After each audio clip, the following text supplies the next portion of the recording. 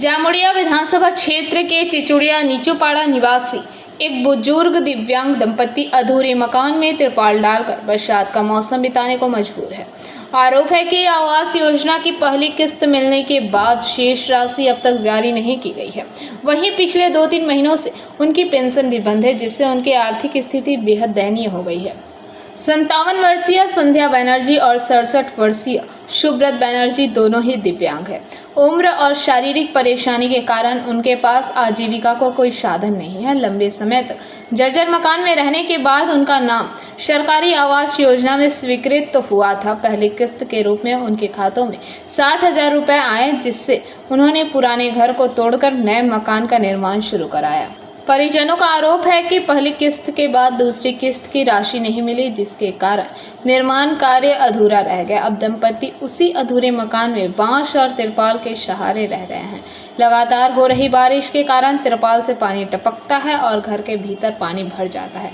दंपति की बेटी ज्योत्सना चक्रवर्ती ने बताया कि उनकी मां की आंखों की रोशनी चली गई है, जबकि पिता सुन नहीं पाते। उन्होंने कहा कि ससुराल की आर्थिक स्थिति भी अच्छी नहीं है, ऐसे में मोहल्ले के लोग ही जो संभव हो रहा है मदद कर रहे हैं। আমার একটি ঘর ছিল, টালি ঘর ছিল, টালি ঘরটা ভাঙা হইল। 60,000 টাকাটা ঢুকেছিল, ঘরের টাকাটা, সেইটাও আমি অনুযায়ী ঘরটা ভাঙলাম। ঘরটা ভেঙে টালি পালি সব ইটে বার করে দিলাম।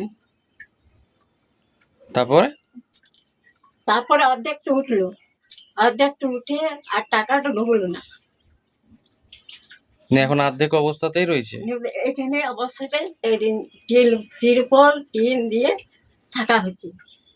আপনারা বাড়িতে কে কে থাকেন? আমরা দুজন থাকি। আমি হ্যান্ডিক্যাপ আর আমার স্বামী চোখে দেখতে পাই না।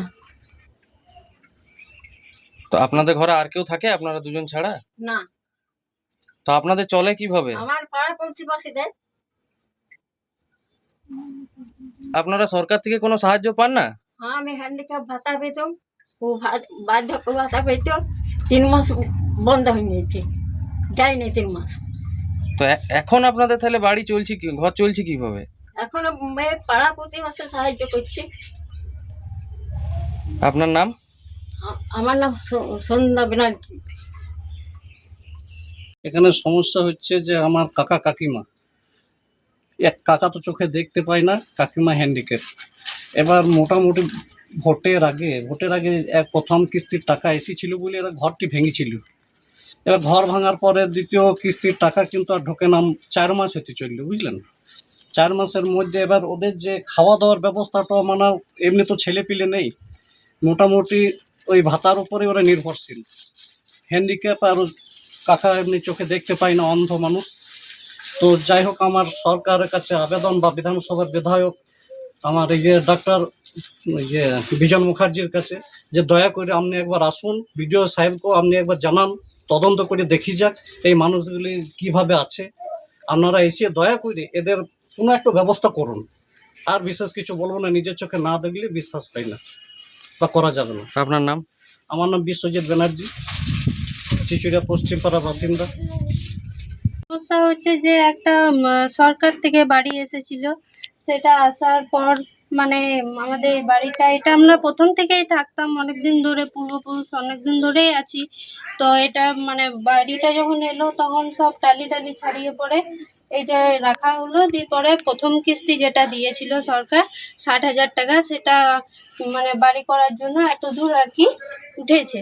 যে এবার দ্বিতীয় কিস্তি যে সরকার মানে সেটা মানে ভোটের আগেই এসেছিল বাড়িটা, মানে ভোটের পরে আর কোনো দ্বিতীয় কিস্তি মানে দেবার নাম নেই। মানে এখনো অবধি কোনো কিস্তির কথাই উঠছে না।